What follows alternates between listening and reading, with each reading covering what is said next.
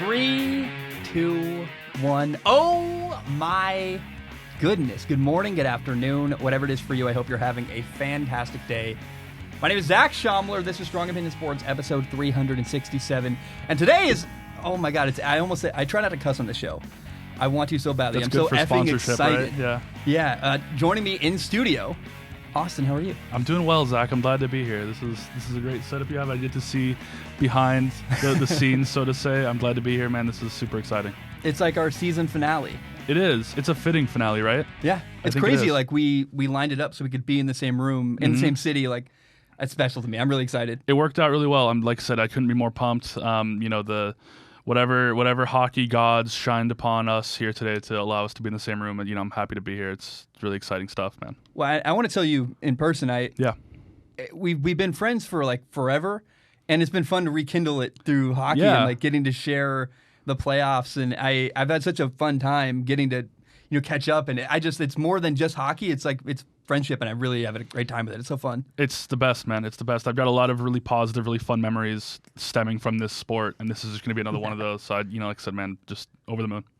So today's episode is entirely encompassing the Stanley Cup Finals. The Tampa Bay Lightning beat the Montreal Canadiens in 5 games. I got some fun thing to say about this. You can say Lightning struck twice. Okay. The Tampa Bay Lightning are back-to-back NHL champions. They are.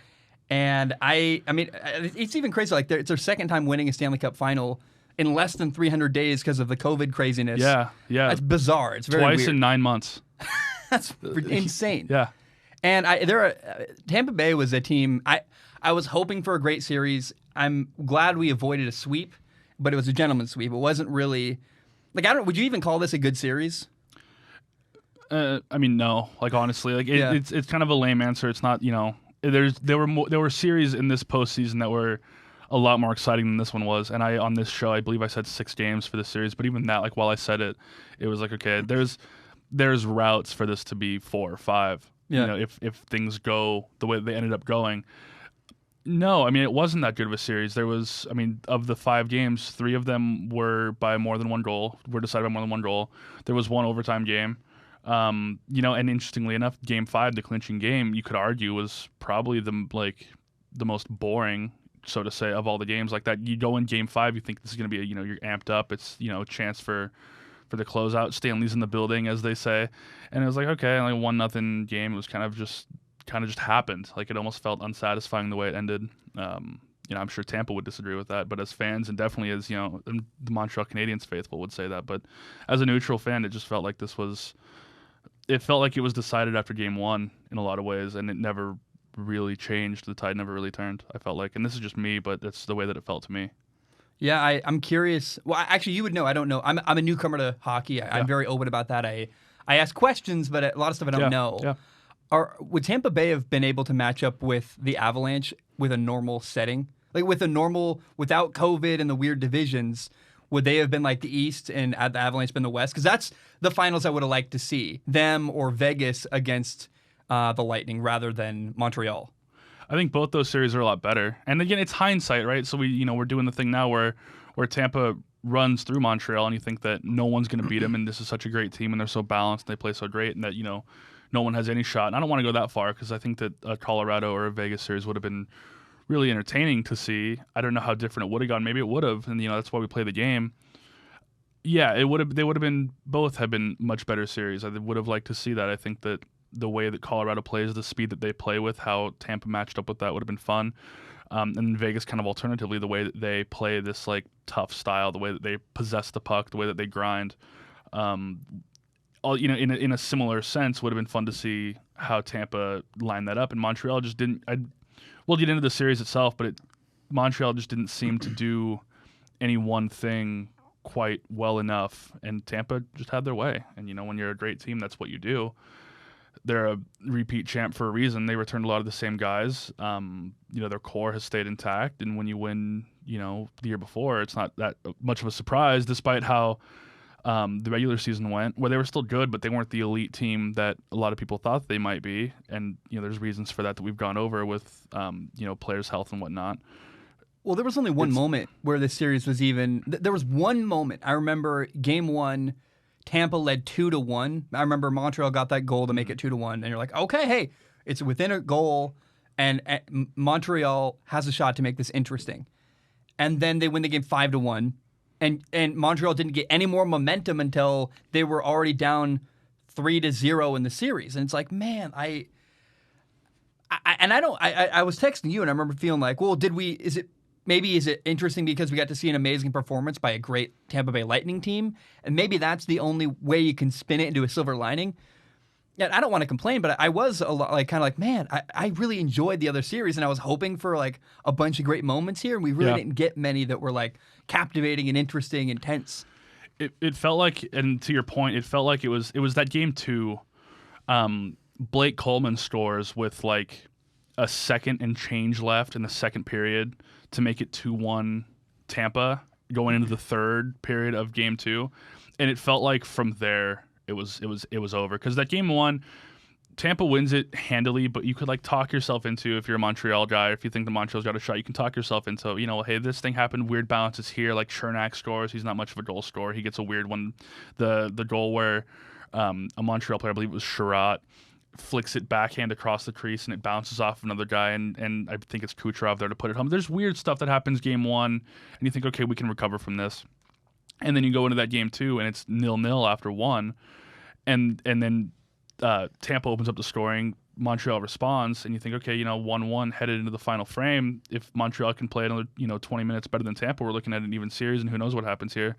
Coleman scores this like crazy goal with a second left in the period, and it felt like that was the catalyst, I guess, for Tampa. Or I guess maybe that's why I felt like momentum was lost for Montreal, and they never rallied. Short of that game 4, I think, where they win it in overtime, which, it's not like they blew the doors off Tampa. It felt like even that was like, and I mean, I think I texted you, they delayed the inevitable. Is what they managed to do that game 4, because it felt like after that game 2, it was just, there was no coming back for Montreal.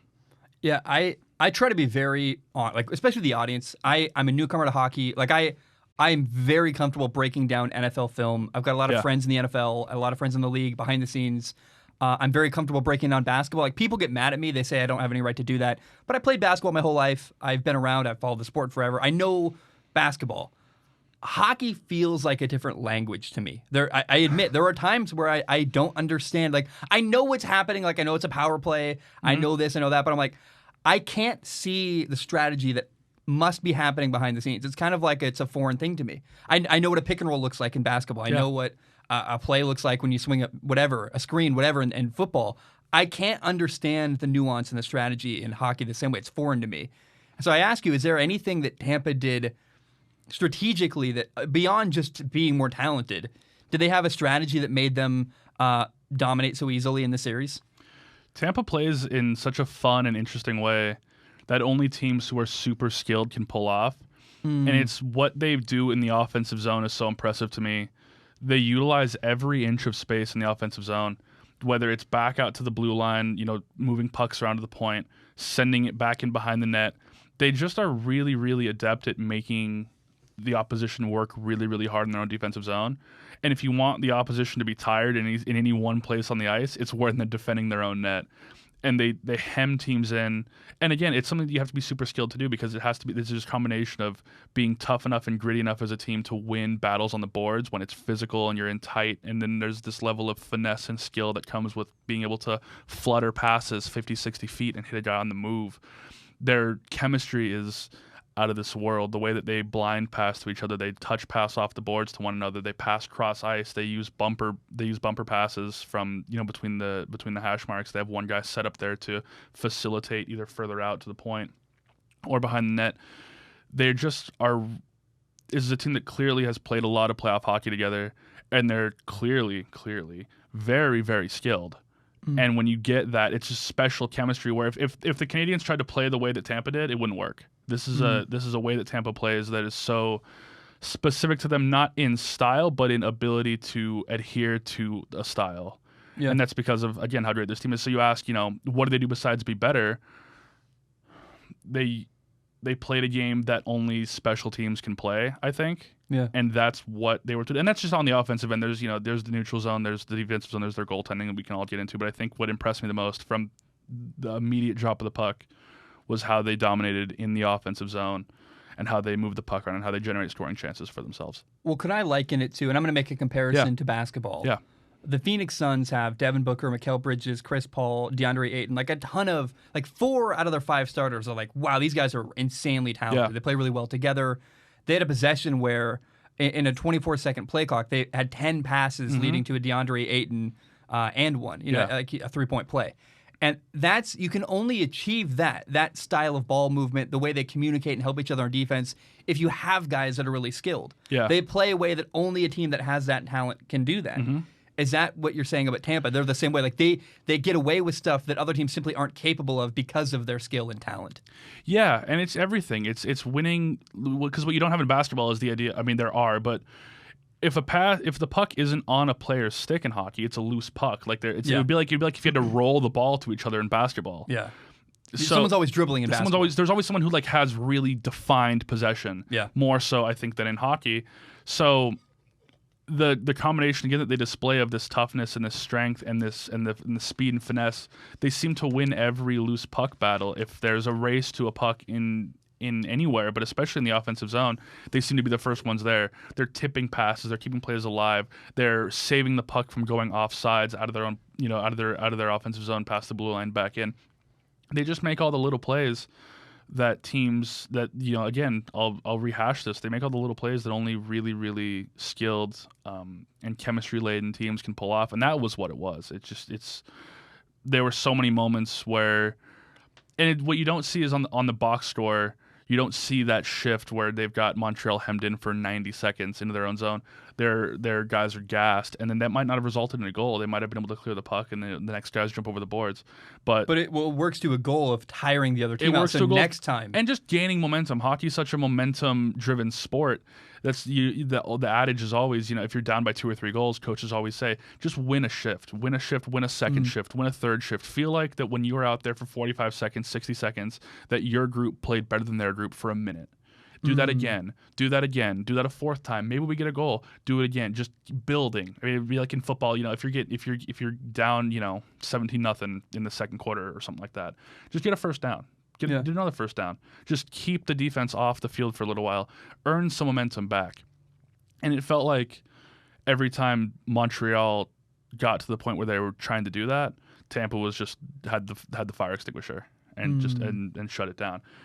They're a better team, and that's what happens to better teams. And Montreal had a phenomenal run. I've said it the entire time on this show that I'm super proud of Montreal. I think they showed out, and I think that their fan base has a ton to be proud of. Tampa is a really, really, really good team, and there's no shame in losing to them. And there's going to be people that say, $17 million over the cap, $18 million over the cap. That's fine. We can have that conversation. We have had that conversation on this show. We should too. In this, yes. Yeah. We've talked about that plenty. That even aside, this is just a super talented team that has played a lot of playoff hockey together, and that's what you have. And that's what you saw here. And, credit to them and credit Montreal for what they did, but it wasn't enough. Is that something I can look for when I watch hockey next year? Is even if you're not scoring goals, time of possession is still not just valuable, but it works towards a cause. It has a purpose. Yeah. It has a direct result in with how you're wearing down the other team. Yeah. I mean, for sure. Man, those third periods, like late in the third period, you can tell who's dominated play throughout just in body language and in how, quick shifts and who's winning those 50-50 puck battles in corners, who's coming out with that more consistently. The hits, they count. Scorekeepers are getting more and more liberal with how they take hits. If it's a rub out in the boards, it didn't really look like a hit. What's a rub out? Is that like a? It's like when instead not when you slam someone in the boards. It's like if you're kind of if a guy's got the puck on the boards and he kind of drops it behind him, and the defender who's coming behind him kind of just taps him into the boards, just lets him know he's there. Well, it's almost like you're kind of positioning your body rather than hitting him. Yeah, instead of actually, I guess I'm trying to find another football. Well, it's like boxing out. Yeah, exactly. I'm trying to find another football comparison. It's like instead of like a big open field hit, it's kind of like if you just wrap a guy up. Obviously, you don't do that in hockey, but it's the same thing where it's not. It's a tackle. It's minor. But it's not. It's not a huge collision, and that's kind of what rubbing out on the boards is. But the scorekeepers call those hits now. I hate how rubbing outs. I know. I'm too childish. I know. He rubbed him out on the boards. Yeah, I know. But they're calling those hits now, so the hit counts look absurd. Like Yeah. you're looking at 110 hits and you think that it's just been blood sport the entire time, and it hasn't been. But the point that I'm making is that those little plays like that, they all pay dividends. All that stuff, and that's what you see the successful teams do. That Vegas is the king of doing that. They always kind of let you know that they're there. They just wear They don't you give down. anything easy ever, and Yeah. that's the way that good teams play into the spring. They never stop. Tampa Bay's forecheck is incredible. That's like when Montreal would have the puck in their own defensive zone, and there's one or two guys from Tampa who, when they're just trying to force play and trying to be pests and be annoying, it's almost like full court press. Yeah. They're really, really great at producing off the forecheck. They put pressure on.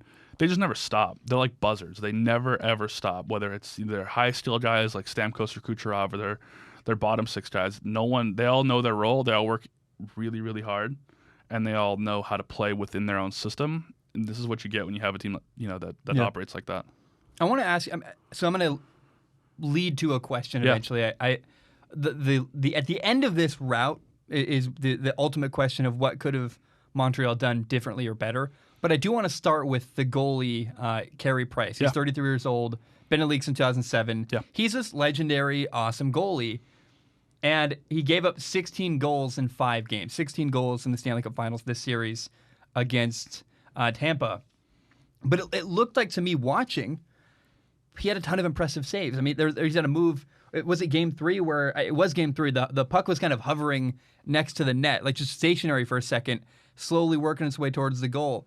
And he last minute flicks if he uses the stick and flicks it away. The stick is paddle, yeah. Yeah, and it's like that's a great save. That's heads up. It's a good moment. And there are a lot of moments where I felt like, there's a shot in game 2 where they shoot through traffic and you can't even see. I mean, Carey Price literally didn't see the puck coming. And is that on him? Is that on his defense for allowing that shot to get off? Is that good strategy by Tampa? Like, I'm curious when I see a shot like that, and I'm like, man, I don't know how Carey. He's a great goalie. How do you defend that when you can't even see the puck coming? There were a couple of plays in Game 1 specifically that I recall. At Game 1, it seemed like both teams were scoring their goals. That game ended 5-1, and Montreal's only goal was a screened goal, I believe, on Vasilevsky. Yeah. And well, Ben Sherrod had one where he tips it into his own goal, and I'm like, Carey Price, that's not his fault. No. His own teammate hit it in. He had 14 goals allowed because of goal. Or I guess he had 14 5-on-5 goals. Like, power play goals are weird to me because it's as a goalie, killing a penalty is so much more of a team thing than a goalie thing. Yeah, you need help. You need help. He gave up 14 goals 5-on-5. His expected goals against was less than 10. So he didn't have a great series by any stretch. Yeah. But you are right in that he didn't get a lot of help. I mean, there was in that Game 1. There were 2 instances that I can recall specifically where Eric Gustafsson, who's a defenseman for Montreal, there was a couple of rebounds, a couple of loose pucks, and and Gustafsson specifically just misplayed so poorly. Like, if the puck is shot and there's a rebound that comes out center of the net, and there's a man, an attacking team is near the puck ready to score, the defenseman needs to make a choice. They can either take the puck, he can try to poke the puck away, can try to get in the lane, or he can take the man and try to play the body, try to make a hit, try to do something. Gustafsson, in the meantime, kind of gets caught in no man's land and does neither, and it results in a Braden Point goal. It's stuff like that you've got to be so perfect because Tampa is. Yeah. So as Montreal, you've got to be so good. It's the little things that add up. Exactly, yeah. It might have been a Yanni Gourde goal. Either way. Whoever it was. Whoever it was. But to your point about screens, yeah, absolutely. They scored a lot of screen goals, and it's hard as a goalie. Carey Price he's an exceptional player, but if you can't see the puck, He's you can't human. see the puck. I mean, if you can't see it, yeah. There was a really great article I suggest anybody interested in wanting to learn more about goaltending reads. It's a piece in The Athletic by Jonathan Quick, who's a longtime LA Kings goaltender, and he talks about how so much of goaltending is positioning and watching tape and familiarity with who you're seeing shoot, because with how fast players shoot pucks now, if you're trying to react and make a save instead of having superior positioning, you're going to get beat most of the time. He said even people with the best reflexes, if you're trying to reflex save, you're not making the NHL. Doesn't matter how good your reflexes are. It's all about positioning, and it's about being in the right spot. And where that takes me to here is that, well, Carey Price did that a ton this series. And he did, and he's great. His reflexes are great. It's one of the cornerstones of his game is how reflexively strong he is as a goaltender. But the key to having superior reflexes is being able to see the shot. when he's screened, he can't see the shot. What are you going to do? And what the screen does that makes it so particularly effective is that not only is there one body in front of him in the form of a Tampa player, but that Tampa player needs to be checked by somebody. There needs to be somebody defending that guy. So there's now a second body there. So anytime you go to the net, you're bringing one of the goalie's teammates over there too. So it's adding a second body just by the nature of making it work. It's so Tampa scored a ton of goals with bodies in front of the net. Credit is them that for by design though? It is. Yeah, absolutely. Okay, because they're intentionally trying to create that. They're trying scenario. to create traffic. They're trying to create that scenario.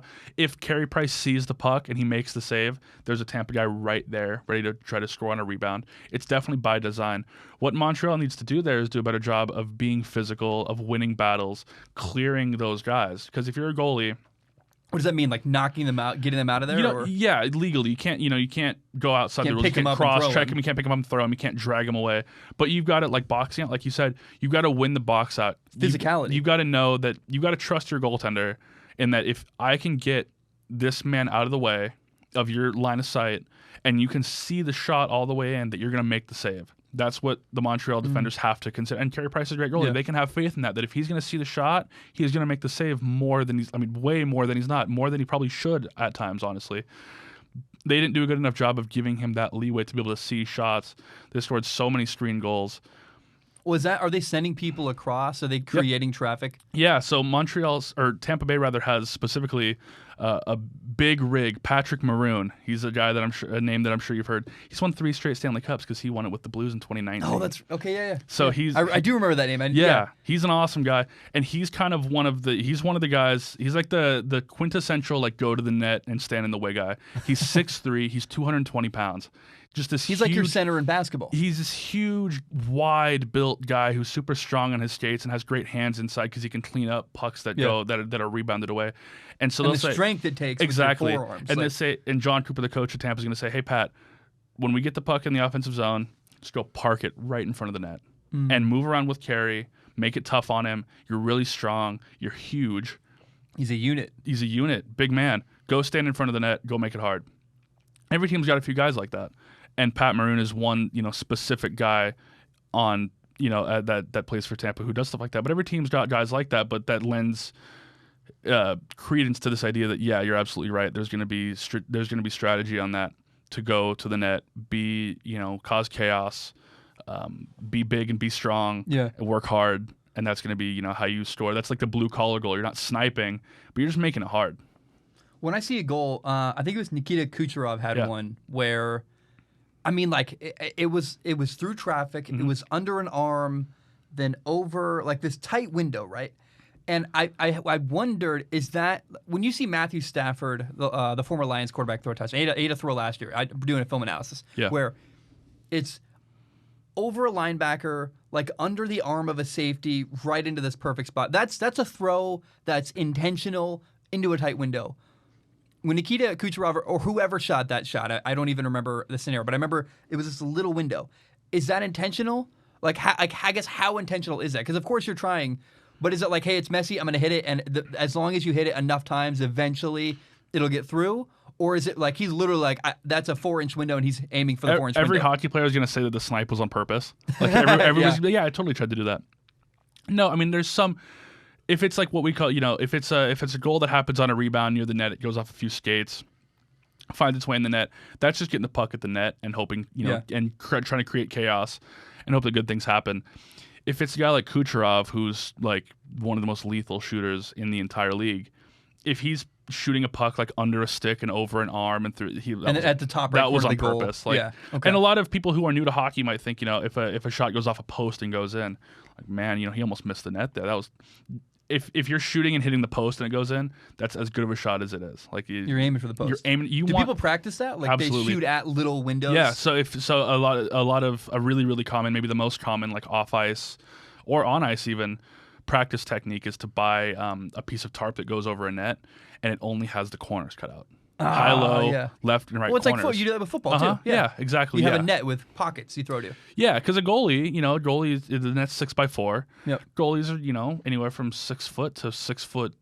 And you could do that. That's like shooting baskets. You can do that all day. All day. You pick the top right corner and just go at it till you get it every time. That's what I love about sports is when you find something that you can work on by yourself and it's just time. You can shoot jump shots all day by yourself in basketball, and master that.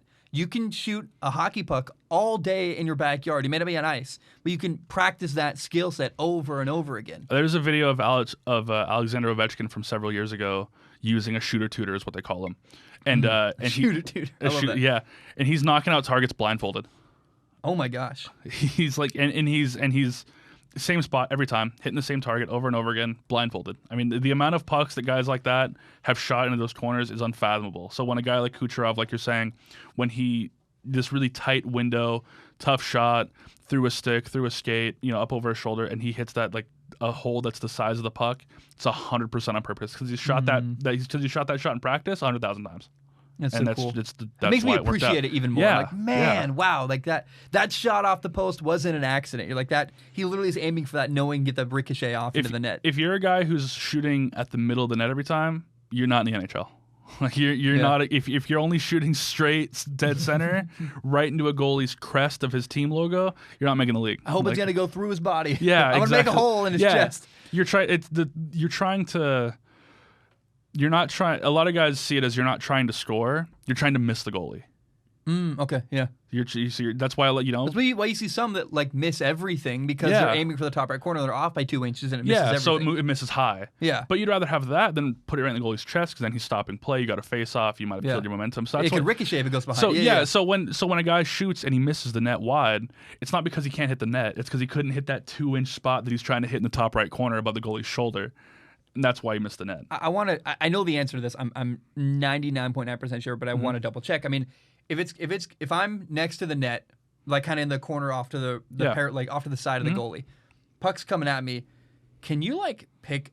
You can't high stick, right? Yeah. Can you like use the handle, like not the bottom part but the top part, and bounce it in? Like how much can you use it like a baseball bat? Absolutely. Yeah, you can. Absolutely, as long as the stick's not high. So as long as the bottom L-shaped part isn't up. Isn't up. So in the case of a goal, when you're looking at a high stick in a goal scenario, so if like and you can't touch with your hands either. That's a different rule. You can't score with your hands. It has to come off the stick unless it's an incidental deflection off of a skate or another part of your body. Yeah. You could, but you can. So in the case of scoring a goal, the stick can't go above the crossbar.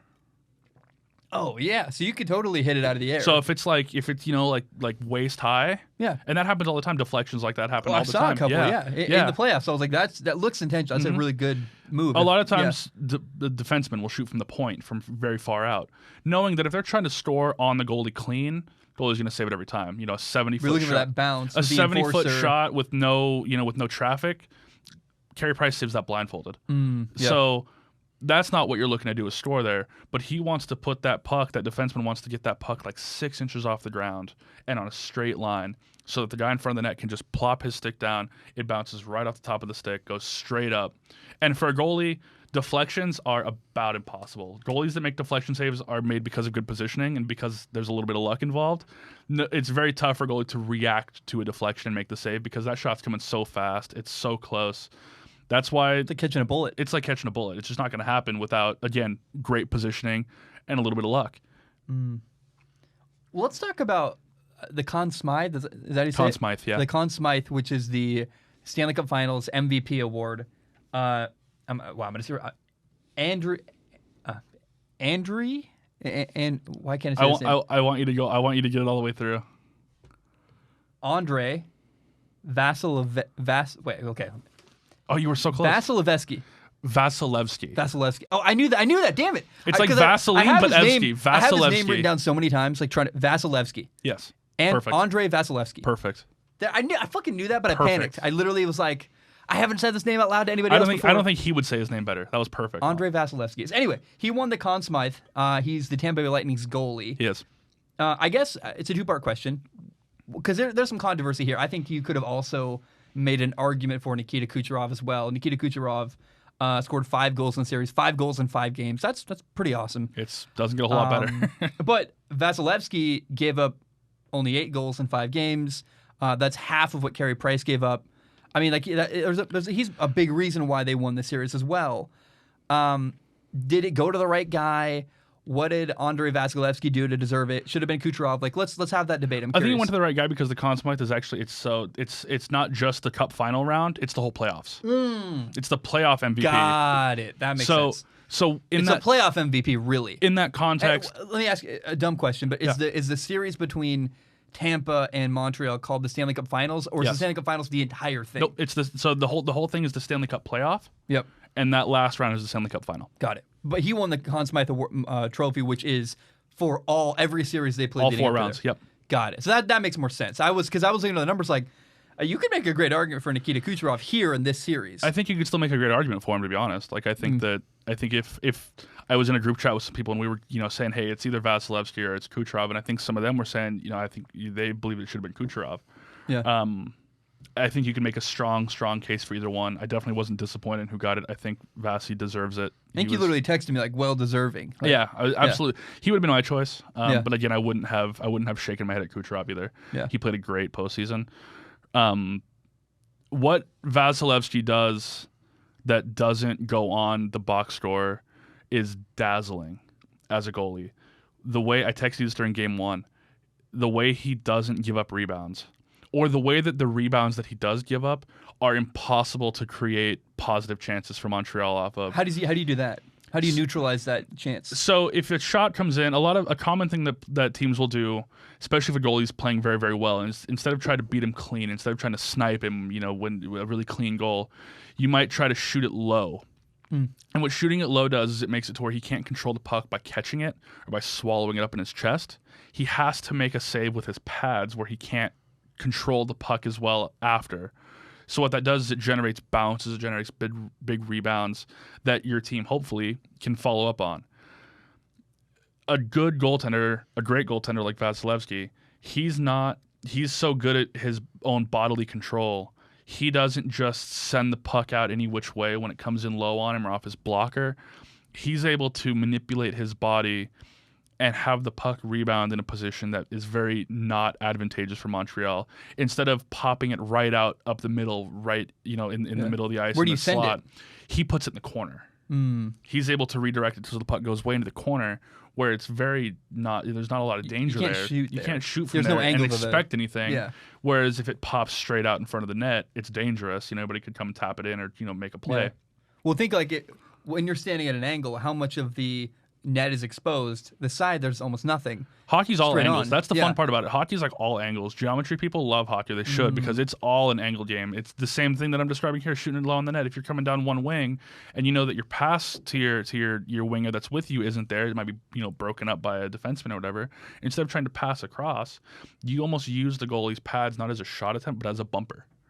So it's like pool. Instead of you're almost trying to kiss it off the goalie's pads, make him make a save, so that hopefully he deflects it straight on to the guy who's charging your teammate with you, instead of passing using the goalie to make a pass. That's that's shooting for a rebound, shooting low on the pads.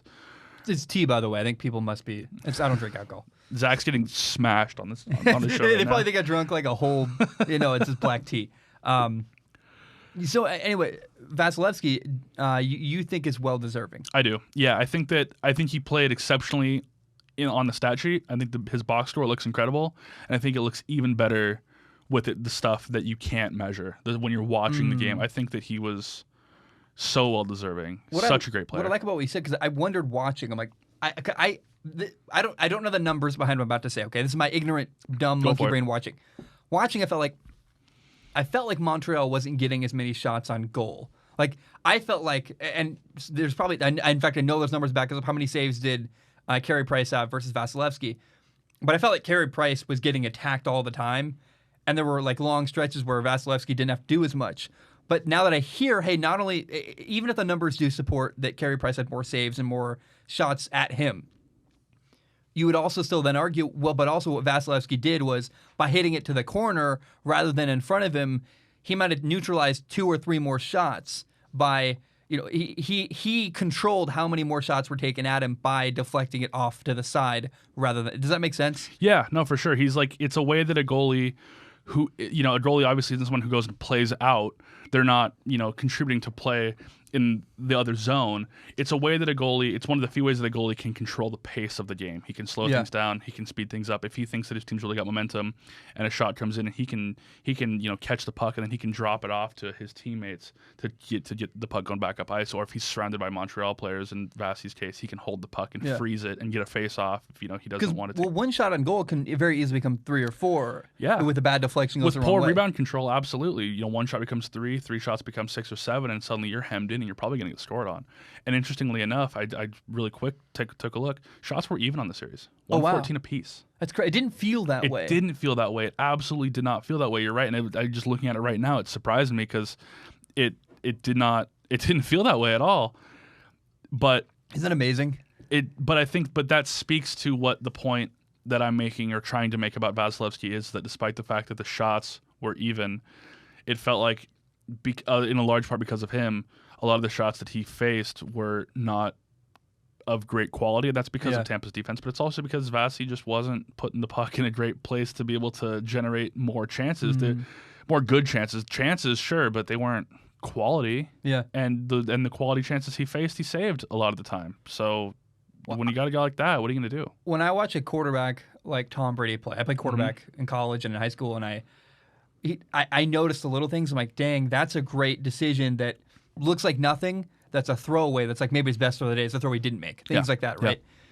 I would wonder what a former goalie would say watching Vasilevsky. Like I was like kind of like I couldn't recognize how good he was, but someone like you or somebody like who played a goalie can really go, no, you're wrong, Zach. Like that's really impressive. Here's why, and they can break down the nuance, like you just said. I mean, I wish I had more background with hockey so I could notice that kind of stuff. And I'm learning, but it's like, man, that's so cool. Yeah, I mean, even of the high danger chances that Montreal was able to create, and there weren't many, Vasilevsky only allowed 2 high danger goals the entire series, which is super impressive because these high danger chances are the ones you anticipate goalies letting in because they're coming from a tough spot. It's tough save to make. Vasilevsky only let 2 go by. So even when through some either breakdown of defense or Montreal making a great play and getting themselves in position to score, Vasilevsky was still able to shut the door. I thought that he dictated play more than anybody else in the series for Tampa or for Montreal. And that's why I thought he was deserving. I think that you can go to the box scores, you can look at that stuff all day, but when you're watching the games and you think, man, who really drove play and who drove this win?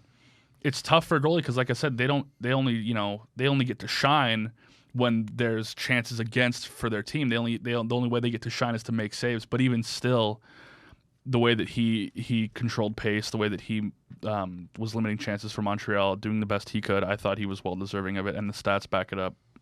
He was phenomenal. Like I said, I'd hear arguments for Kucherov. He had a great series or a great postseason as well. Braden Point did too. Frankly, I think he was deserving of it. Vasilevsky. Can we talk about how I want to reiterate this? You keep saying, and it's true, that Tampa found a way to cheat the cap. I want you to explain that again for anyone who maybe hasn't heard how they did that.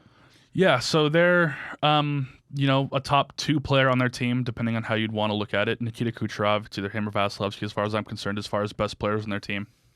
He he underwent a procedure on his hip to fix some sort of hip injury that he had sustained, and there's a lot of detail to it, but I guess the long and the short of it kind of is that they put him, Tampa Bay put him on what's called the LTIR. It's the long-term injured reserve because he had this major hip procedure. He was going to be out for months and months, and the NHL has language in their CBA that allows teams that have players on long-term IR for their cap hit to not count.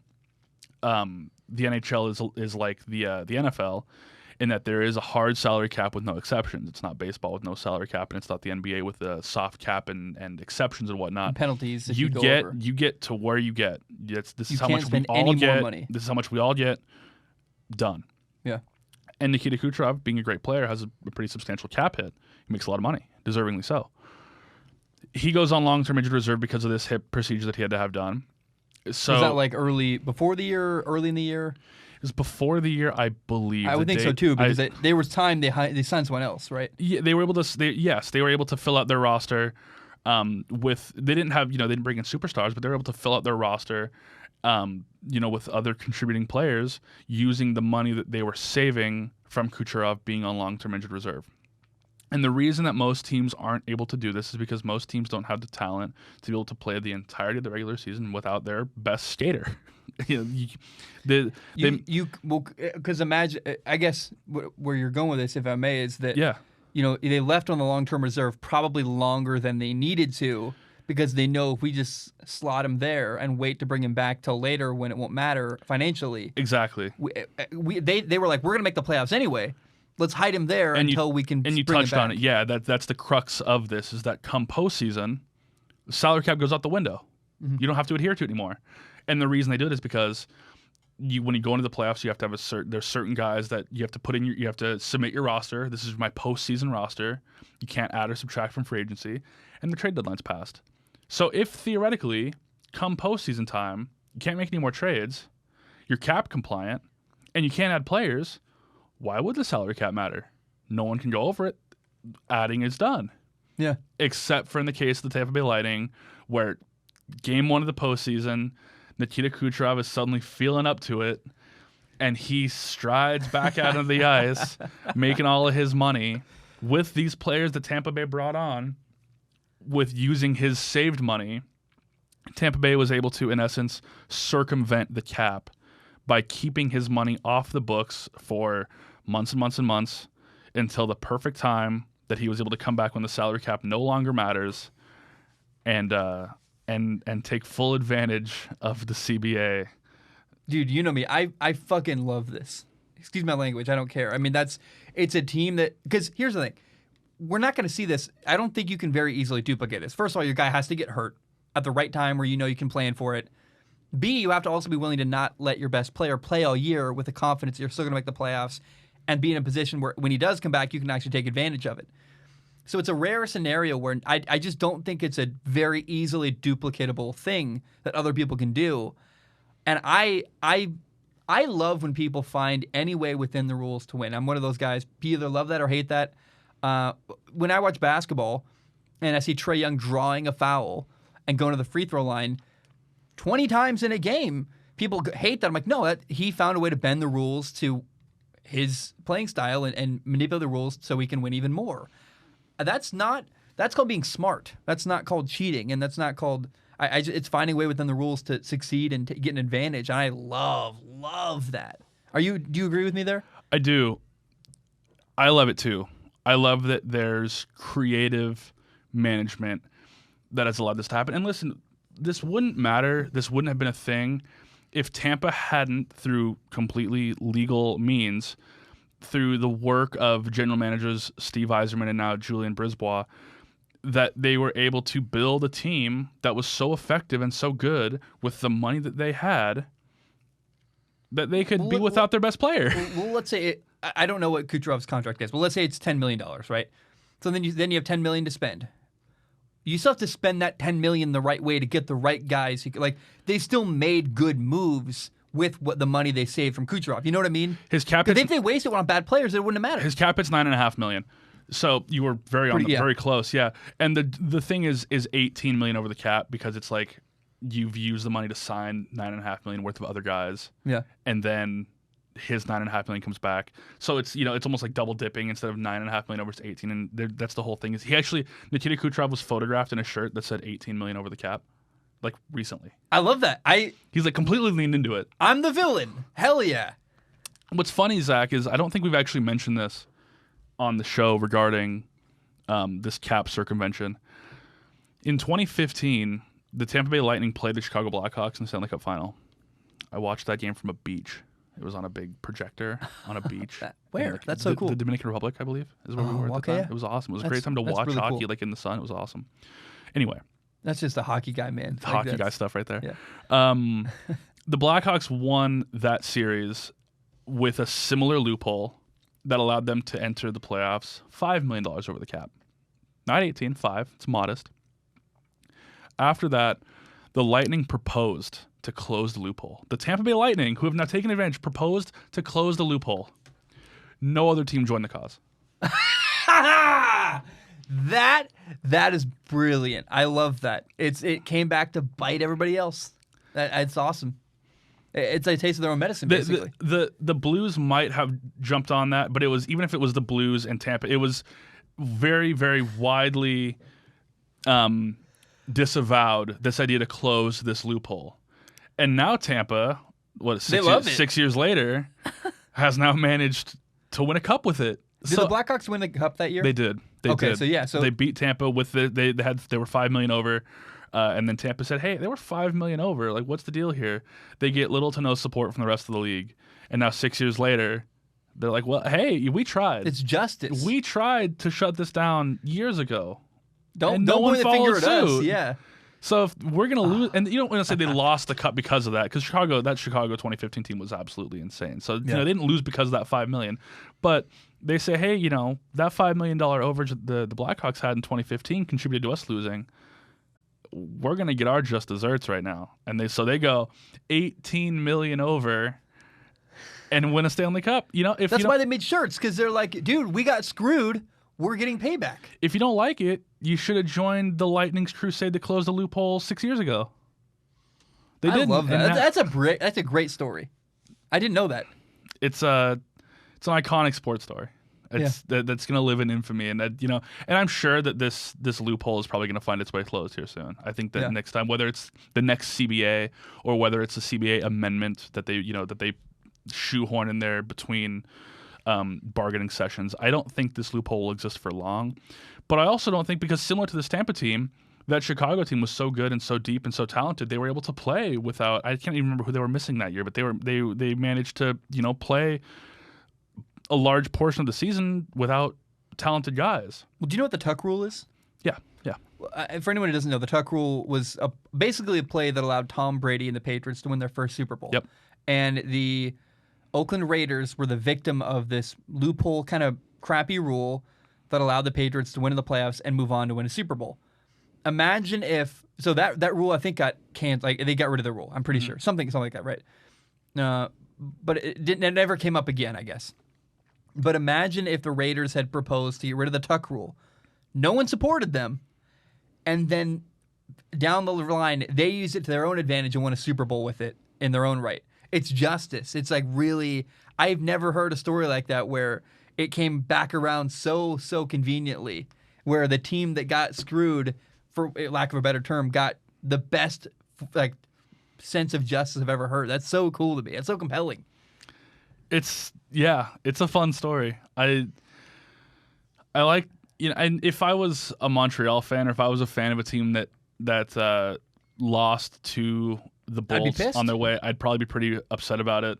But as a neutral, as someone who didn't have to see the Lightning ravage my team with a team that's like $18 million over the cap, I think it's hilarious. Yeah, I think it's really. I'm in the same boat as you. I think it's funny. I think it's righteous justice. I think that if a lot of teams would have voted then the way they're speaking about now, this might not have happened. But you had your chance. Every other team, you had your chance. You had your chance to shut this down in 2015, and you didn't speak up. Poetic justice. Poetic justice. Did you see what the Tampa Bay mayor said? Or it's Tampa. The city's called Tampa, not Tampa Bay. But you see what the Tampa mayor said? Yeah, she had said something regarding. I think it was after Game 3. After Game 3, there was some suggestion that Tampa would lose Game 4 in Montreal so that they could win the cup on home ice in Game 5. Yeah, she kind of jokingly said, like, hey, feel free to, honey badger and give them one so you can come win the cup at home in Tampa. Yeah. I don't think any player, I'd be so shocked if any player, really... Game 4 goes to overtime. Yeah. There's no way they were like, let's go back to... They want to end the game in overtime. They don't care where they win. They want to win. Because imagine if you get reverse swept. Imagine if you take Game 4 off because you want to win it at home. And I know for an absolute fact that they were because I've done this before as an insane sports fan too, deluded, that going into Game 4, or I guess give your opponent momentum. I guess leaving Game 4, you're down 3-1, and Montreal fan is saying, hey, it's 3-1. If we steal one, If we steal game 5, it's 3-2. Then all we got to do is win at home, and then it's one game. Anything can happen. I've totally been there as a sports fan. You don't want to be 3-3 going into game 7. You don't want to give them. You don't ever want to leave the door open. And I know that Tampa was not actively saying to themselves, "Let's lose this game so we can win at home." But I feel like there's an element of human nature. It's like when it's 42-10 in the fourth quarter of a football game, and it's the garbage time stuff happens. I think there's some bit of human nature that makes it really hard to be 110% on the gas when you're up 3-0 in a series, even if it's the Stanley Cup final. I think there's just like an element of human nature to that. If I remember correctly, I thought Tampa tied it up to send it to overtime in Game 4. Is that accurate? Because there was a score late in that game in the third period. It was either Tampa or Montreal. I can't remember. I'm blanking now, but I remember going, I guess we're going to overtime. There's a late goal that tied the game. Pat Maroon, big rig. He ties it late in the third period. So Tampa was trying to win that game. Yeah. They weren't honey badgering at all. Yes, yeah. So Montreal were the first ones to score each tie break of that game. They scored first, they scored the third goal, and they scored the fifth goal. So it was always Tampa responding. It's not like Tampa scored first and then let Montreal just keep walking. Montreal. So there's a bit of a slip up. Montreal scores late in the first, and there's nothing for a long time, and then Tampa ties it late in the second. We play half of the third. Montreal scores, and then Pat Maroon scores 5 minutes later. So Tampa was responding. They wasn't like they scored first. Let's just pack it in. They took that game to overtime. There's a few instances they could have won that game in overtime. To say that they weren't trying, or to even suggest that there was an attempt of not trying, is absurd. There's no way professional athletes are just going to not try when you can win the Stanley Cup. I don't care if you're in Montreal or in Tampa or on the moon. You're going to try to win that game. Yeah. Well, frankly, I don't think they care whether their fans get to see it in person. They want to win this cup and be done. I could see an element of that. The last cup you won was in a bubble, way far away from your fans and your family. That's fair. So they almost got to celebrate two of them with their fans now. But I think they're just grateful that it happened the way it did. They were not planning that. I said to somebody in a text that if they're really that concerned about celebrating, if you win, you get a parade. If you win Game 4, how about you just you pop the champagne, you take your pictures, and then you don't celebrate, and you get on a private jet and you spend 3 hours flying to Tampa from Montreal. You're not far away from your celebration. No.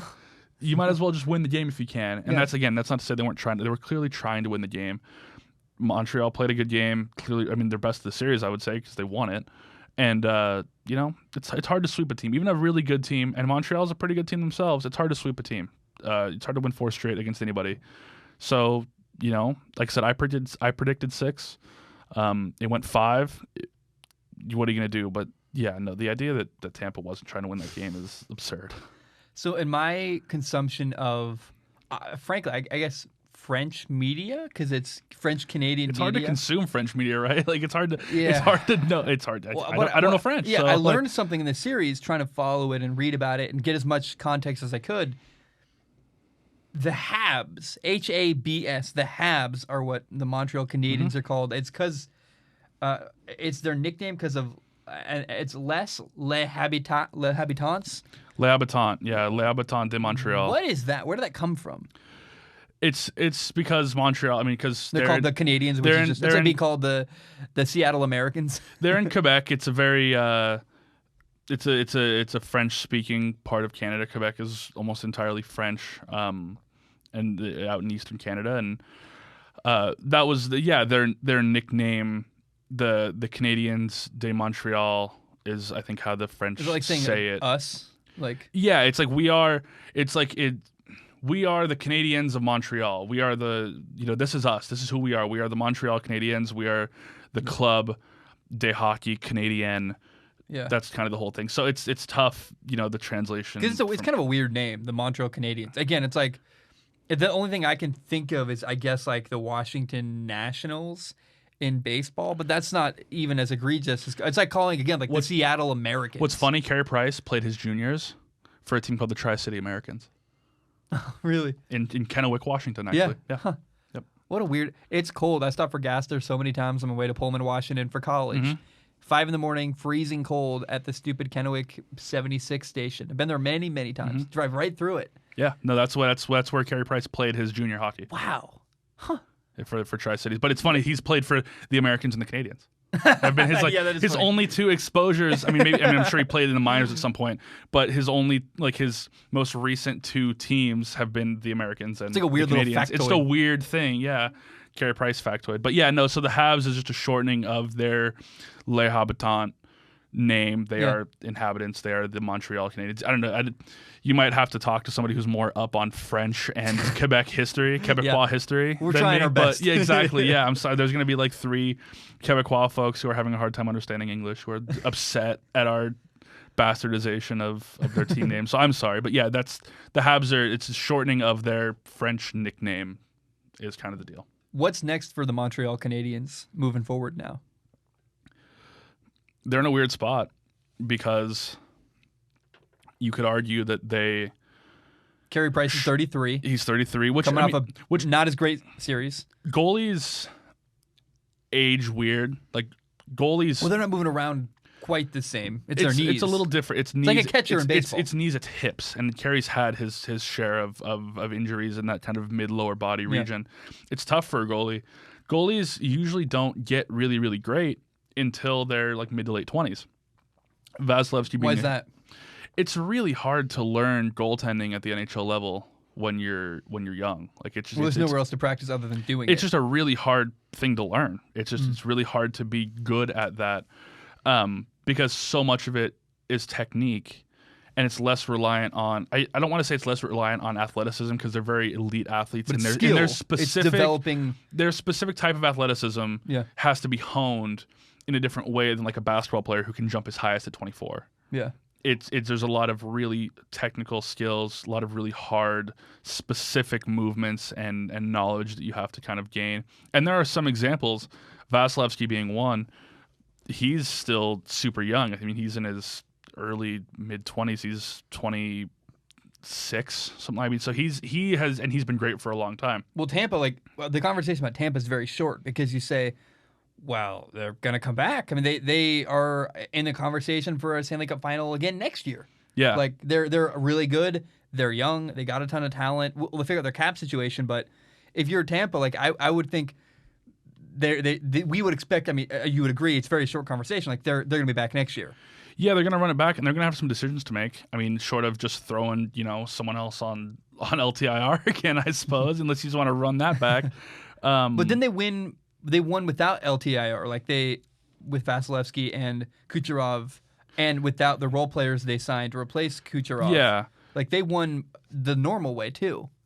yeah. I mean, And that was in the bubble, but Yeah, they won it last year. I mean, so they did win it that way as well. You're absolutely right. So yeah, no, their expectations are going to be like sky high, as they would be. It makes total sense. They're going to have expectations to do this again next year. Montreal is in a weird spot, and that's kind of the point with Price is that even though he's 33, which for a lot of goalies is, nowhere near like the end. Yeah. I don't want to say Carey Price is near the end or anything like that, but he has had his fair share of health issues, and frankly, like as well as he played in this postseason, I think he played tremendously. He hasn't been super remarkable, and this might be controversial to say. He hasn't been super remarkable for several years now. He's been good. He's been fine, and he hasn't had a great team in front of him, so it's not all him, and I understand that. who is this? But Carey Price. Carey Price, yeah, okay. But if you're a Montreal fan, I think that you've got to... And he's such a hero there. It's hard for people to talk bad about him at all. But It's like Big Ben in Pittsburgh. Exactly, It's nostalgia. Sidney Crosby also in Pittsburgh. 100%. If you're a Montreal fan, I feel like you've got to know at some point that as good as he's been for your team, you're closer to the end than the beginning. Yeah. With that. Well, their run was so improbable. Like, we don't look at Montreal and go, they'll be back because they weren't even supposed to be here in the first place. They were a 500 team in the regular season, and I think they're closer to a 500 team than a Stanley Cup Finals contender. They just made a good run. They made a good run. And They got hot it was at the right fun. time. It was a cool story. It's 100%, fun. 100%. But yeah, it wasn't. We have concerns for next year. Yeah, I think that they're a team that could make. I mean, it's going back to the traditional divisional format. They're playing in. They got the advantage of playing in what I would consider to be a fairly weak division, the North, the Canadian division. And that helped them out a lot. They got to play Ottawa and Vancouver a bunch, which, I mean, if you're following, you know that those are not teams that are going to give you a lot of tough games. Yeah. They're going to go back to the Metro, which is full of tough opponents night in, night out. If they don't make the playoffs next year, I wouldn't be that surprised. I would probably, without the offseason's going to happen, stuff's going to change, guys are going to get, traded and re-signed, and that's fine. But I think that right now, if you, had to make me choose yes or no, I'd probably bet against them making the playoffs. And they're going to keep Carey Price, but should they? Yeah, I think so. I mean, yeah. Because he's still like one of the better goalies. He is. And he had a great run up until this playoff series, honestly. Like, he shut down, was it Winnipeg? With that great... Connor Hellebuck, in Winnipeg, yeah. No, what was the team? Maybe, I guess or Connor no. Hellebuck. Yeah, they played... Who did they Winnipeg. Winnipeg, no, but... Edmonton. Edmonton, Connor McDavid. I'm thinking Connor McDavid, yeah. Uh-huh. Yeah. Yeah. But, sorry, Hellebuck shut down Connor McDavid. Yes. Then they played Winnipeg. Yeah. But and then believe me, I'm right there with you. It's been such a long, I don't know. Yeah. And all these Canadian teams are like, dang it. The difficulty for Montreal is that Carey Price is halfway through now at age 33. He just turned 33, like last month. At his current state, he's only halfway through making $10.5 million a year. Good for him. He's got the bag, but well, also you can't fire a guy after they take you to the Stanley Cup Finals. I mean, it's just horrible optics. No, but it's tough, especially now because with COVID and stuff, with what that's done for league salary cap, we don't know what that's going to be. He's got a full no movement clause through him being 38 years old, making $10.5 million a year, which is a substantial number. So at some point he's going to pull them down. It may not be now, but I mean, it might be now. Like, and it's tough to say that off of them going to the Stanley Cup final. Like, it's weird. Yeah. It sounds weird to say. I understand that. Well, he might next year though. But at some point, you're going to need some more guys. Clearly, this roster is not enough. And when he's making 15% of your cap hit, it's problematic. Yeah. It's an albatross of a contract. I think we could very likely see it only get worse. And again, 38 years old is what they're paying him. Well, would you compare it to Dak Prescott, the Cowboys quarterback in the NFL, is a guy who's very good, but you still need to get him help, and I would argue he's massively overpaid. It's a guy who, despite his value, clearly and obviously, if you overpay a really good player, you can't give them help, therefore you can't win as much. I mean, you do still cripple your team, even if he's a good player. Yeah, they've signed a couple of bad contracts. They took on Montreal. Shea Weber is one of their defensemen, one of their better defensemen. He's I think Petrie's their best defenseman, but he's a good player, and he's making almost $8 million in his cap hit. He's 36 right now. Oh boy, they're paying him almost $8 million. I mean, like, in fairness, they went on a run. Like, I guess if you're the GM, you're like, well, we risked it for the biscuit. We didn't win it all. But you feel kind of good. You're like, hey, you can justify it by saying we went on a run, right? Yeah, for sure. And you can. But now you deal with the consequences. But now you deal with the consequences that you're now paying between Price and Weber. You're paying two guys who are... a massive amount of your salary percentage. Those two guys alone are making over a quarter of the salary cap.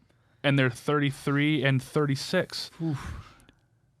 So Shea Weber, he actually signed... This is another conversation about cap.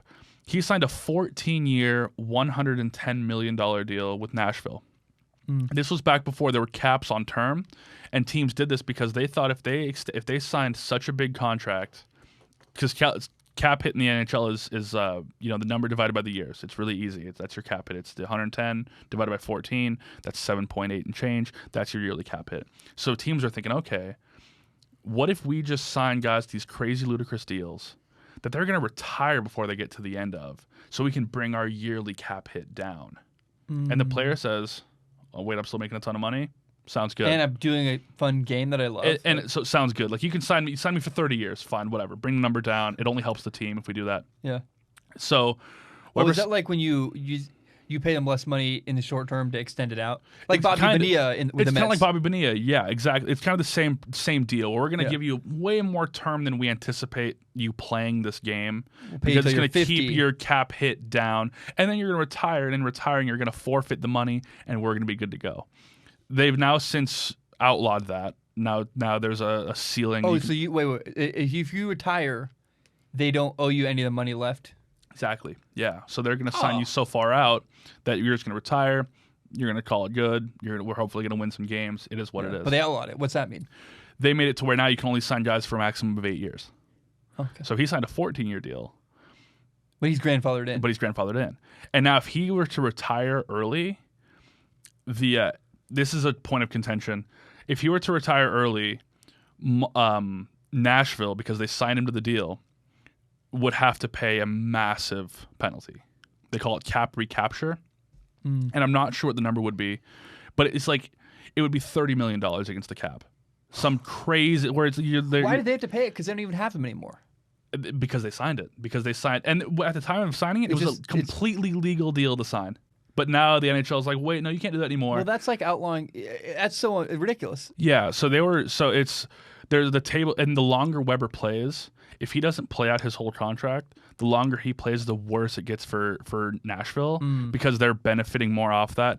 And again, this is it's a weird like cap nerd salary conversation, but Nashville would have to pay a tremendous amount of money. But the reason that I guess we're talking about Weber and his 14-year deal is we kind of got off topic, but they're paying him for a long, long, long time. Montreal is. They're paying Carey Price for a long, long, long time. You're looking at, again, 25, 26, 27% of your salary cap going to those two guys who are aging, not playing their best anymore. It doesn't look awesome for Montreal. It just doesn't. You're in a difficult position when you're paying guys who are that old that much. Well, okay. I think we've reached kind of a dying point in the conversation, but I'm curious. I got two questions. Yeah. One, is there anything else you want to say about the NHL Stanley Cup Final that you, like anything else you have notes on or like any thoughts that I didn't bring up? It's crazy how close we were.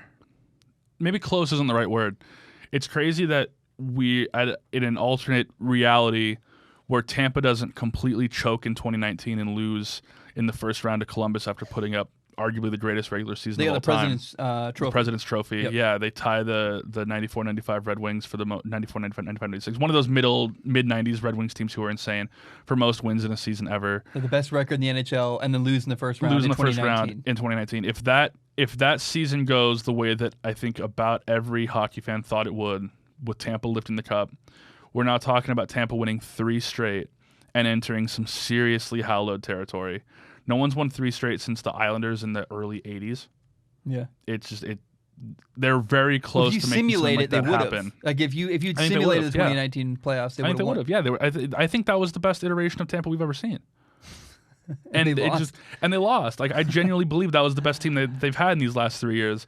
And they lost. You know, what are you going to do? But we were very close to seeing something seriously historic. And now going into next year, obviously this is a smart team from management all the way down. I think we see them compete for what would be a 3-peat, and again, in an alternate universe, is a 4-peat.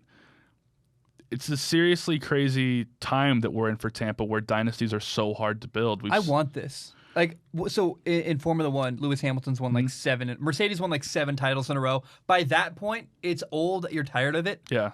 3 in a row, potentially 4. Like that's fun. That's interesting and exciting. Again, we haven't seen that since the 80s. I mean, we've seen some really great teams. We've seen it's historic. LA wins several in a short span. Chicago had some great teams. Pittsburgh has done very well in the 21st century. From 2000 on up. The Red Wings, obviously in the mid 90s, were exceptional.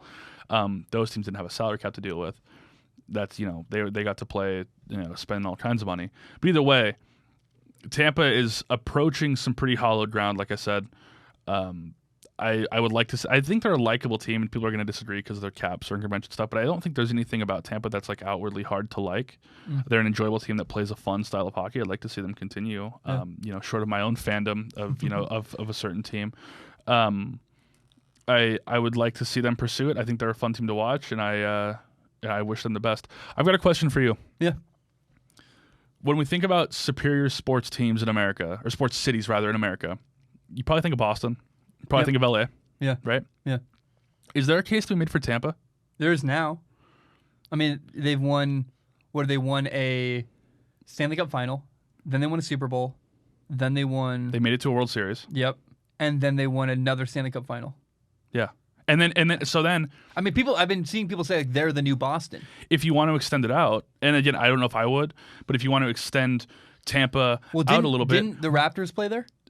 Well, they were bad though. They were rough this year, so they did play them, but they were rough this year.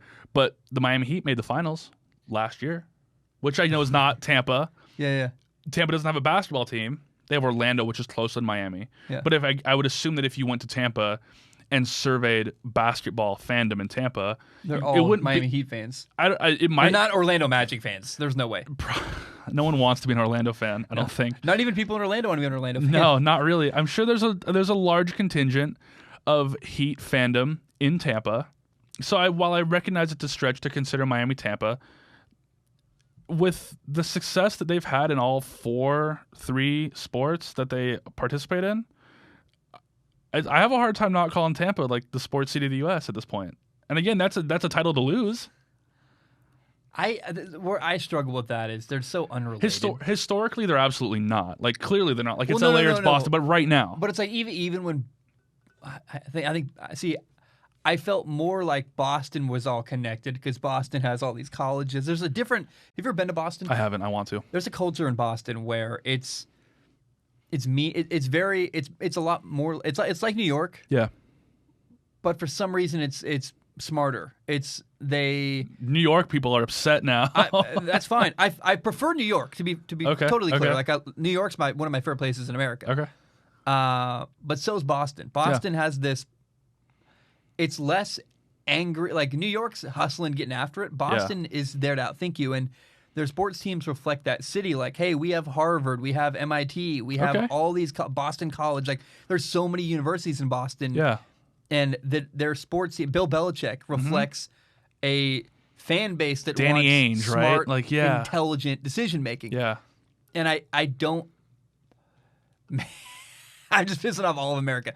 Is Florida where you go to find the most intelligent people in America? No, but Florida's where you go to win championships, it seems. Apparently. Florida's where you go. But how much did Tom Brady influence the Lightning? Like, really? No, of course not. You know what I mean? Of course not. I wouldn't say that like they're connected because clearly Tom Brady doesn't. But it is influence crazy. the Lightning. I guess to your point, what I'll say, it's insane what Tampa's done, and it's crazy that I think it's a coincidence. Of course, it's a coincidence. But it's like, man, it is pretty insane how much they've won recently, and you got to be happy for people in Tampa. Like they're killing feasting on sports right now. Oh my! If you're a Tampa sports fan, you're so happy. I hope they forgive me for my Florida comment. You see the building that fell down in Miami? Yeah. There's not a lot of like. You can't tell me that Miami's one of those. I know Miami, Tampa, different places, but the stuff I'm reading about Miami every single day about their infrastructure is like so disappointing. It's like, oh man. I was in Miami in February. It was interesting. They're their own place. Moved to Orlando. I'm so glad I Really? chose. At one point. It's so crazy now.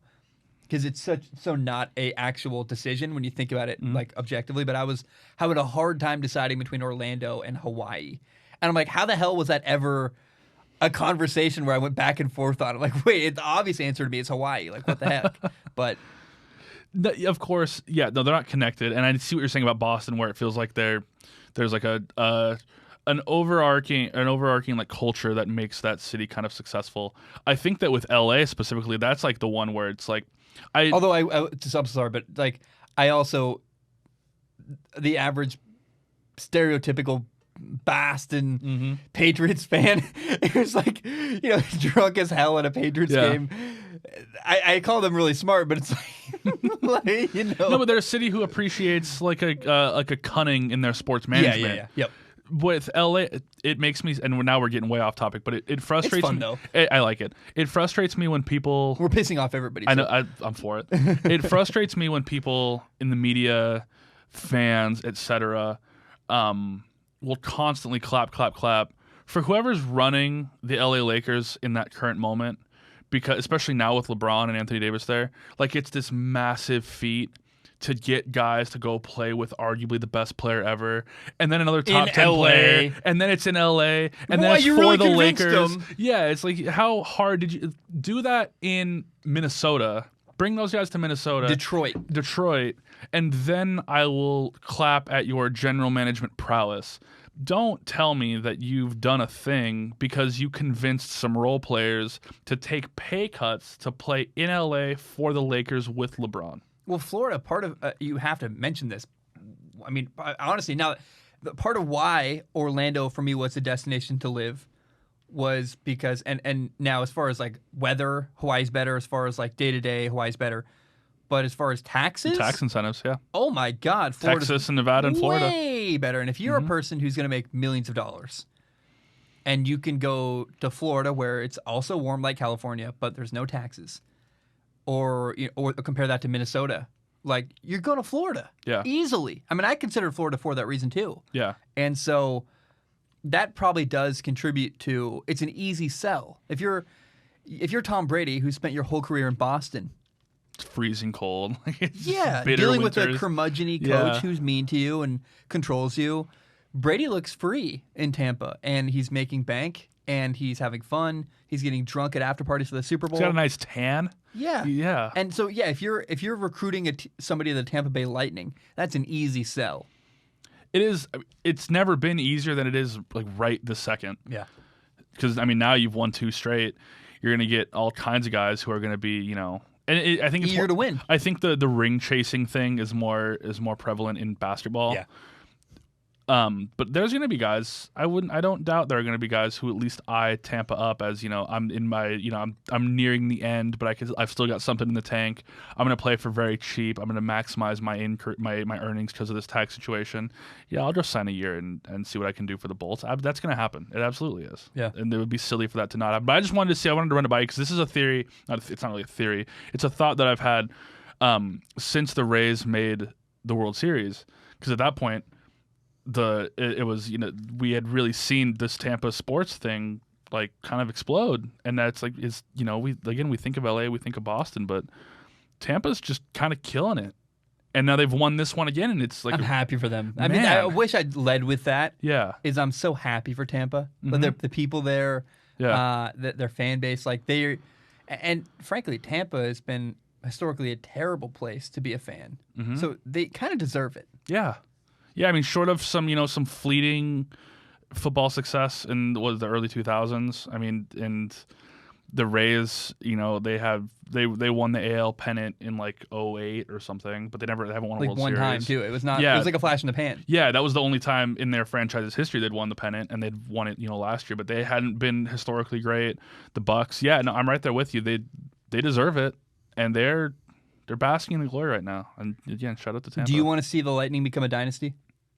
I think it'd be cool to see it because modern dynasties are so hard because of the salary cap. It's tough to put a team like that together and keep that core around. So, I mean, yeah, like I think it'd be fun. I think it'd be cool to see that.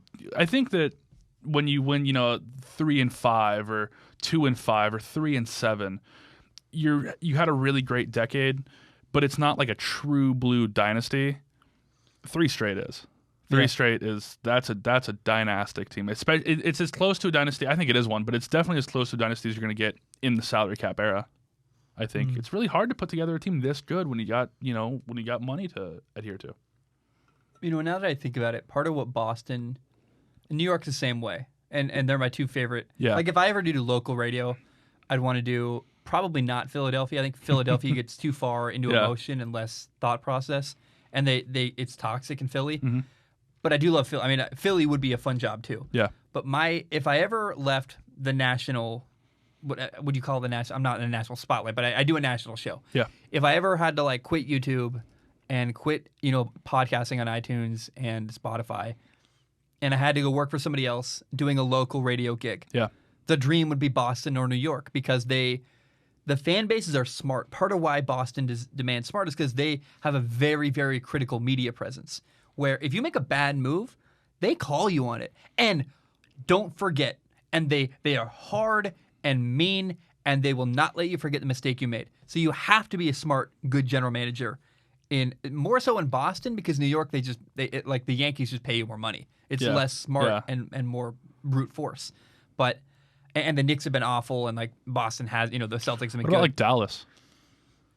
That's another opulence over strategy. Okay. But my point though is that, and I guess in Dallas they just have so many fans that they don't need to be smart. No matter what they do, even if 30% of their fan base is on board, that's so much. It's more than most other cities even have population, right? Just because it's they're a national brand. They're the biggest brand in football. I think the Dallas Cowboys are. Why do you think that is nationwide?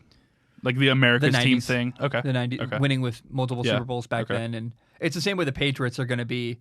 How many people our age are Patriots fans that don't have no affiliation to I feel Boston? like a lot of people hate the Patriots. Do you remember though. Brandon growing up? Brandon F. I don't want to say his Yeah, last name. yeah. Was a Patriots fan.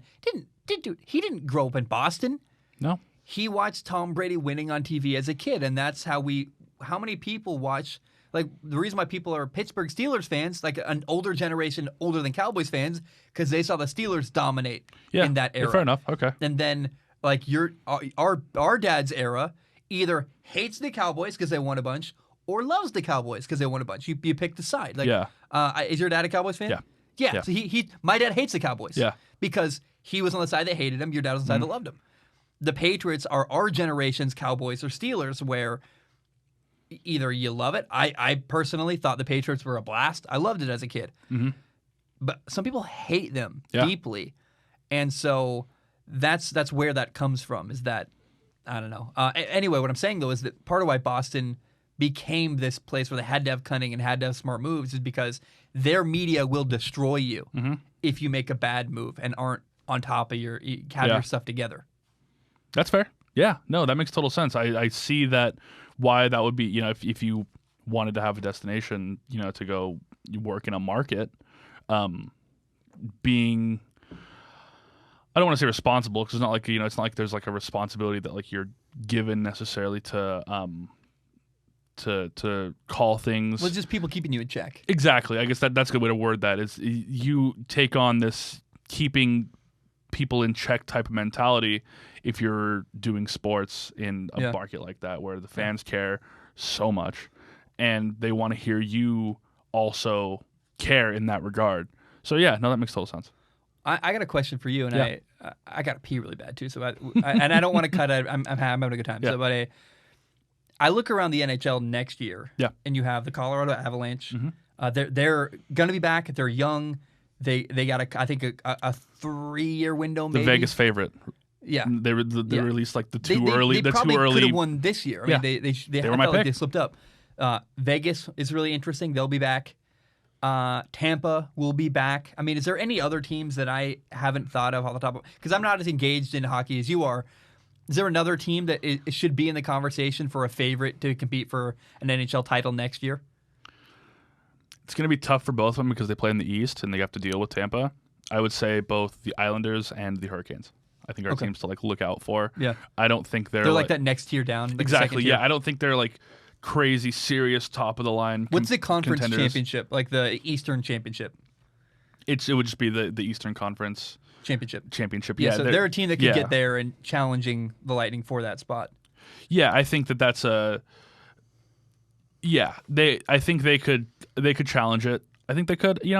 I don't know. It's tough. So much happens in hockey in the offseason that matters so much because there's guys that you don't think, like a Pat Maroon type who's never been. And I keep bringing his name because I love the way he plays the game. He has all my respect in the world. The way that he does stuff, the way that he carries himself. But there's guys like that who've never been traditional stat sheet stuffers, who end up on a team and do really, really well and find their lane. And we're so early into the offseason, we don't know who's going to end up finding that type of guy. But I think that the Islanders and the Hurricanes have a chance to beat teams like that, who, if they get the right guy, a couple of guys, and they fit and they mesh just right, this is a team that I think, or those are teams that I think could make some noise. I mean, the Islanders especially. I mean, they played a tough series against Tampa. They're a great team. I think they're about as ready. They're about as close to being ready as it gets, I think. Well, my next question, and the final one really is there anything else, like any storylines this offseason in hockey that are like, where does this player go? Does this guy retire? Like, is there any looming questions we have that we're going to get answers to? Like, for example, in the NBA, Ben Simmons is not going to stay in Philadelphia. I can't wait to see where he goes. Is there anything like that in the NHL where we're like, this is something we're going to find out and learn this offseason that's going to be exciting to find out? Without preparing for it, I think it would be the draft, because this is one of the few drafts where there isn't like, there's not one guy. There have been a lot of these drafts in the NHL recently where, going back to McDavid, Matthews, these are the consensus guys. That guy doesn't really exist this year. And because of, in basketball, early picks contribute right away. And in Yeah. hockey, you're usually going either back to the university or the junior team that you played with the previous year. You're just in there. Or you're playing in the they have your minors. rights, right? You have the rights, but unless you're very talented, and there are going to be a couple of guys this year who probably do. But it's closer to baseball, it sounds like, where the team baseball. gets your rights. It's and then more you than don't play likely you're going to play a for them. couple of years in the minors or in your other organization than you are for the team. Yeah. But I'm going to be curious how this draft goes because there, again, is not like one super duper consensus guy. So there could be all kinds of fireworks. Teams trading out of the first, teams trading down, teams trading back up if they really love a guy. The draft could be fun. And the Seattle Kraken will join the NHL. Woo! They got the coolest. I love that logo. The logo. I'm gonna come and watch a game with you. That's my publicly. That's my plan. I want to do that. Let's do it. Let's film it. Let's get press stuff. Let's do whatever we can. No, that's outside of the draft. That's the fun one there. Yeah. The expansion draft is always a good time. Seattle's in a weird spot because of how good Vegas did in their inaugural season. They make the Stanley Cups. Now there's these expectations. How do you live up to that? Yeah. New hockey fans in Seattle are going to expect that to be the reality, and there's almost no chance it happens that way. We said that about Vegas too. That's fine, but statistically, it's more likely Vegas was an anomaly. a bad team. The exception, exactly, not the rule. they're anomalous. Exactly right. So those are the two storylines. I think the draft is fun. I think the addition of the Kraken is fun. We're going to see how that expansion draft goes. We're going to see them take on a bunch of bad contracts for some future assets, as expansion teams like to do. It's going to be fun, man. It's going to be fun. 32 teams in the NHL. We're finally here. Yeah. Austin, give me next. That was phenomenal. You're in town visiting. You had fun doing with your lady. Yeah. I want to call her your fiance, but it's not. It's the bane of my existence. I'm the only one engaged. You should start calling your now fiance, call her your ex-girlfriend and see how that goes. Because she's not your girlfriend anymore. That's fair. Well, I literally do call that her. and see how that goes. So everyone else, because I wear the ring. I'm engaged, but I wear the ring because I like it. It makes and it also keeps like, you're at the grocery store, like, oh, he's married. I like that, Yeah. He's off the market. This guy. Yeah, and Yeah, I even no I more. changed Liz's. She's now Liza Schaumler. Okay. In my phone. Okay. Nice. I'm like all in, man. Yeah. Now here's what I want to say. This Okay. The shock value is going to be fun. Oh God. Okay. I think I've done a pretty good job this episode. I've been pretty sharp. I prepared really hard. I can see it, and he has. Are we still live? Are we still recording? Yeah, we're still recording. Yeah. Yeah. No, Zach's commitment to this, and anybody who's a longtime viewer of Zach knows his commitment to his show. So I'm not telling anybody anything new here, but I called Zach yesterday to talk about preparation for doing the show, and the way that he has committed and gone all in to preparing for a hockey show is really something. I got to commend you, man. I got to commend you live, because this has been the work you've put in for a sport that you don't follow a lot of, admittingly, has been really rad. It's been really cool, and I hope that this has managed to drag a few more people into hockey. I know it's a tough community to get into sometimes, but I hope that this has done that, and I hope that you've had a part in that, because you've done a good job. Thanks, man. Well, this doesn't make money, the covering hockey, right? Like, even my NBA stuff, I mean, I got like 8,000 views on a video today, and I was like, that's like the best performing NBA video I ever made. I'm like, hallelujah, when these doesn't get buried, Yeah. People watch me for the NFL. I know that. But I don't want to be put in a box. Like, people comment on my stuff like, stick to the NFL. I'm like, hey, that's great, but I don't want to live my life feeling like I can't talk about this stuff is strong I care opinion about. Sports. This is I named it. I didn't call it strong opinion football. Yeah. But also, like, I have people. There's probably about 1,000 to 5,000 people now that only watch and listen to my content for Formula One. Like, I Really? get comments from people that say, I don't care about football. I don't care about basketball. I like how you cover Formula One. And that's, to me, it's an investment, right? Where 5 years from now, 5,000 becomes 20,000, becomes 30, becomes whatever. Like the same way that my football content 5 years ago, or 3, 4, whenever I started the show, 3, 4, 5 years ago, no one watched it then. I grew a football audience. Yeah. Now I'm growing another audience. I'm growing basketball. I'm growing this, growing that. And I also I love John Bellion, the musician. Yeah. John Bellion made an album called Glory Sound Prep. He's my favorite musician of all time. Yeah. And he made an album that his fans didn't like. But I liked it because what I want from John Bellion is John Bellion being John Bellion. You just want to consume more content. Yeah, and I don't want him to make something to get views. I like when John Bellion is at his most creative. I don't expect anything from him other than for him to make what he cares about, and then I like it because he cares about it, right? Yeah. And It's like a cycle of that. Yeah, I never want to make content to make money or hit a deadline.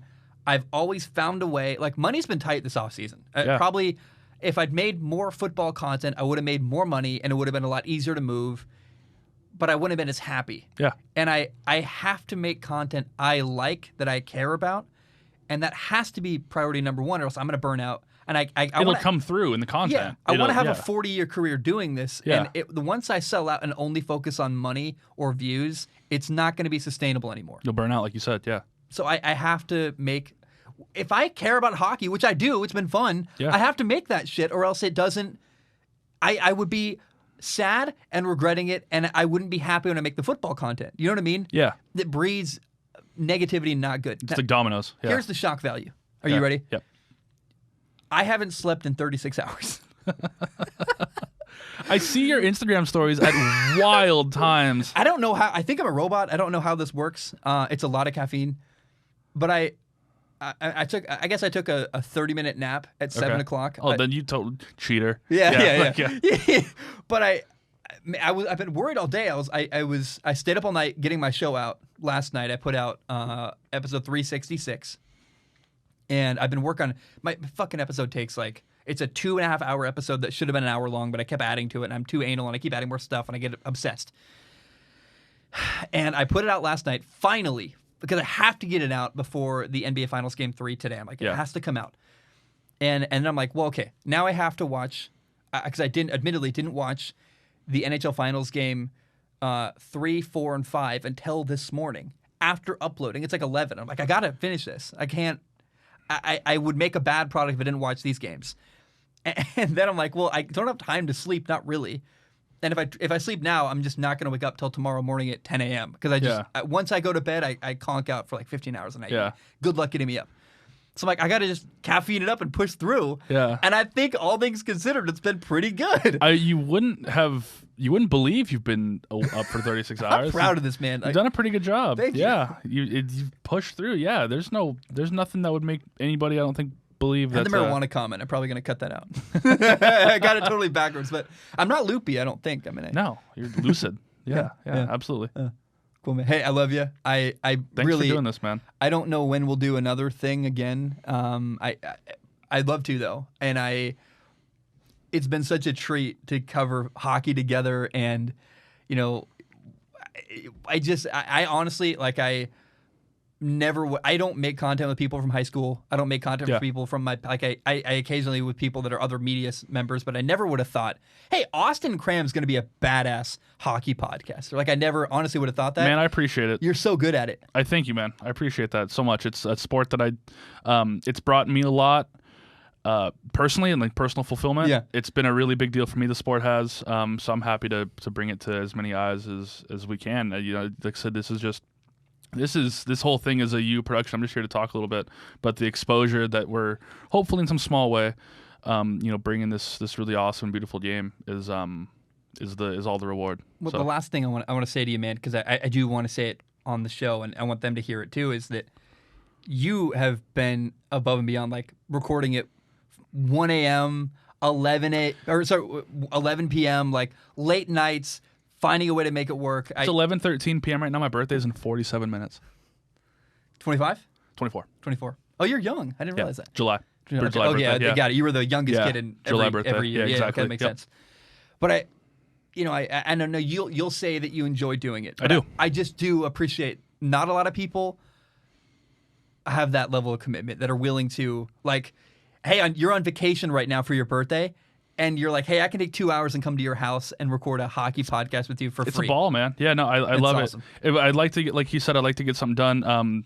I've got the MMA show. A pretty big MMA thing just happened. If there's ever, if you're ever looking for a voice on that, I don't want to back anybody in any corners here live on the show. But if you're looking for an MMA voice, I would love to come on and do more. Can we talk about that for however long you want? It's hockey, and I don't really care. It's my show. We can do whatever we want. However long you want. I didn't watch the fight. Okay. I saw Conor McGregor broke his ankle in the first round.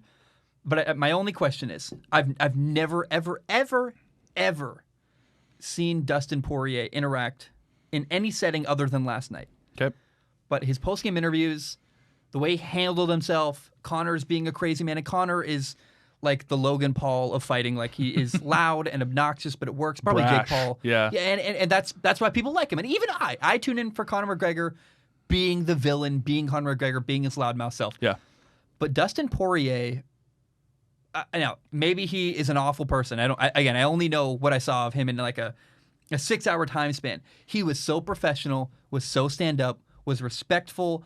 Connor's yelling at him, talking smack, saying I'm gonna put you in a coffin, and he's still like composed. He literally said, I hope Connor gets home safe to his family tonight. Yeah. After beating his ass, like. Am I wrong? Like, Dustin Poirier seems like a really stand-up, unique human being. Dustin Poirier is an incredible human being. Okay. That was my sense. I would talk about him for hours. So on the show that I'm a part of, Uncaged Pod YouTube, we did a part one of several parts. We don't know exactly how many parts it's going to be yet. Yeah. We did a documentary on Dustin Poirier. And what we've learned, we've talked to people who have fought him, we've talked to people who have beat him, we've talked to people who he has beat. The consensus, 100%, is that there are zero to few people in the fight game especially, but also just about in the world, who are as genuine, as humble, as sweet, as awesome, as caring as Dustin is. Yeah. He's a remarkable person. You see the quote where he said, "I don't even care about this." He was doing an interview and he was like, "I don't even want to do interviews. I'm here to fight. Yeah. I like fighting. I like scrapping." He likes to fight. He's very, very good at it. And then in the middle of this interview you're referring to, after the fight had been called, when Connor's yelling at him, saying deplorable things about his wife to him in the octagon, Dustin is sure to mention that he's raising money to build houses for kids in Uganda. Like he's above it. He's an incredible person. He's an awesome guy. If he was a not good fighter, I'd say the exact same things. He just happens to be. He's an awesome dude who happens to be a death machine. Yeah. In the octagon, and that's what makes him fun to watch. But what makes him especially fun to support and to root for is how good of a dude Dustin is. He seems like a person who happens to fight than a fighter. He's a really great person who happens to fight, and that's been what has allowed him to get his message out there, his word out there, to make him some money for his family. He's an awesome dude. There's no one that we've come across that has interacted with Dustin who has had anything bad to say about him. He's a great guy, and like I said, Yeah. I wish that he could have won in a more fulfilling way, because I think he deserves that. I think we're after gonna this. rematch. We probably will. Knowing how the UFC likes to do things and make money the way that they do, I think we'll see it again. Yeah. But I wish that win for him was more fulfilling, because he deserves to have that fulfilling type of win. But I was glad to see it go his way no matter. Like I said, great guy. Super happy for him. So we should go, but I get turning. I love finding ideas, and maybe what we should do is just once or twice, 3 times a year, whenever there's a big fight, have you on and break down a fight. That would be My so phone's fun. always on. Yeah. And I'm not a fighting guy. I don't care. Yeah. But There you go. I would be with you because you'd make it interesting for me to hear, and that'd be fun. So There's a lot in fighting that's not just the punching in the face. There's a lot of storylines. You get a lot of really personal looks into people when they get paid, at times not a lot of money, to go get in their underwear and like cage fight somebody in front of 30,000 people. There's a lot of personality. You learn a lot about people in that environment, in that scene. That's what the draw to it has been for me in doing that show with my partner John and our crew, is that we've learned a lot of really cool things about people and about fighting and about the game. And it's more than just punching and punching back. There's a lot to it. It's been fun, and I'd be more than happy to come on and shed some light on all that fun stuff, mixed martial arts. awesome. Well, hey guys, thank you for. If you're still listening, I'll probably have to call this I don't even episode know how far in we Stanley are. Cup Finals and more. I think that's fun, and I really just well done, my man. That was so much fun. We'll collaborate down the road. Absolutely, and, man. I love you guys. Bum bam. We are done.